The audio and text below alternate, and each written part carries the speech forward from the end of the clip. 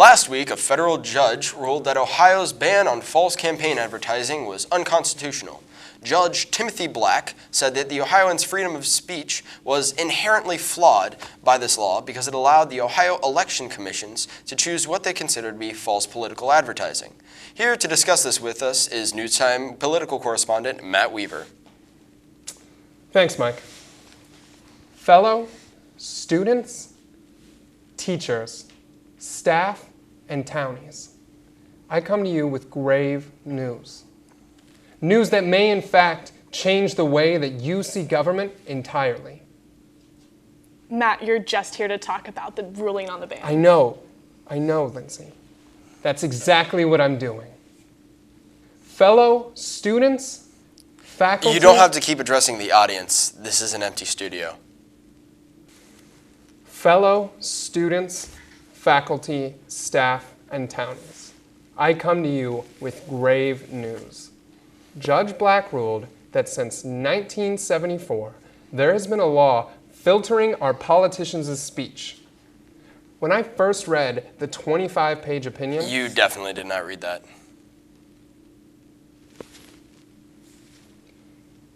At first, when I read it, I was like, this guy seems cool as shit. He quoted Frank Underwood from House of Cards in his 25-page opinion. And then I was like, oh my God, political campaigns lie to us, and there's a law against it. Yeah, man, not only is there a law against it, but there's a board called the Ohio Elections Commission that enforces it. The government agency deems what they consider to be true or false political speech. I believe that I should be able to lie about whatever I want. We know. You do it quite often. Actually, we're pretty sure you lied about minoring in political science so you can get this job. And your pet sugar glider. And your new Icelandic girlfriend. Don't bring Gerda into this, okay? There are 4 things that I do not lie about.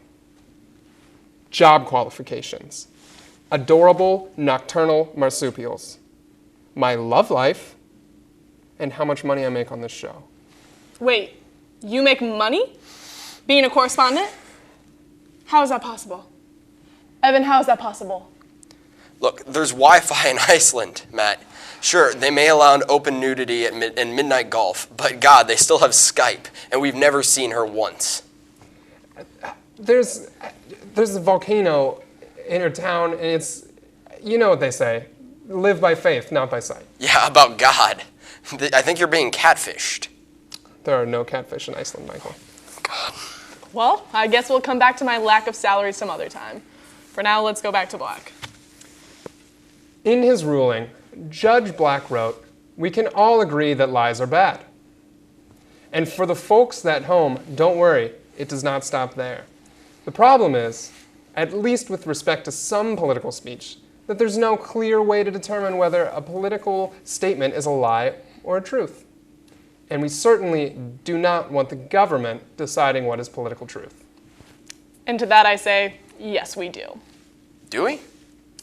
Although I thoroughly enjoy lying, I have to agree with you, Lindsay, on this one. This is one of the only times I'd like the government to filter the information I receive.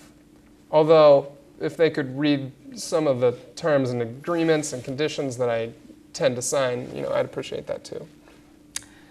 I mean, we all know political campaigns lie, but I'd rather not be lied to as much. In a way, it's kind of like photoshopping pictures of models. I mean, I don't like it, but as long as I can roll my eyes, acknowledge that it exists, and not let it alter my expectations of my body, I can still enjoy picking up a magazine. I mean, I guess so, but what about freedom of speech? Michael, here's the thing. Our political system has gotten to the point where the average citizen is so detached from the system that they cannot accurately analyze false claims. It's like we can't trust ourselves to take the time to find out whether statistics on a billboard or in a commercial are accurate, which is absolutely ridiculous, but unfortunately true in most cases. He's right. People are distracted. I accidentally got the flu shot last year. Twice. 2 times. That has nothing to do with this. You could literally just put that into your calendar. I don't have a calendar. Yes, you do. It's on your phone. See, this is exactly what I'm talking about. Instead of challenging sources, most Americans will pass by a billboard and take the information at face value. When they get to the polls, the decisions will most likely be influenced by false pretenses. Absolutely. Backtracking a little bit, you said that Black used a quote from House of Cards. I'm actually quite curious as to what that was. There is no better way to overpower a trickle of doubt than with a flood of naked truth. Sounds to me like he needs to switch his binging schedule from House of Cards to something more practical, like Orange is the New Black. That's where I get all my life advice. Again, nothing to do with this. But between you and me, I completely agree. You know, I just started on season 7 of Parks and Rec, and oh my God. They're only up to season 6 on Netflix. Anyway, Matt, what's the last thing you can tell us about the ruling? Well, it's expected that Judge Black's ruling will directly impact this year's statewide and legislative races.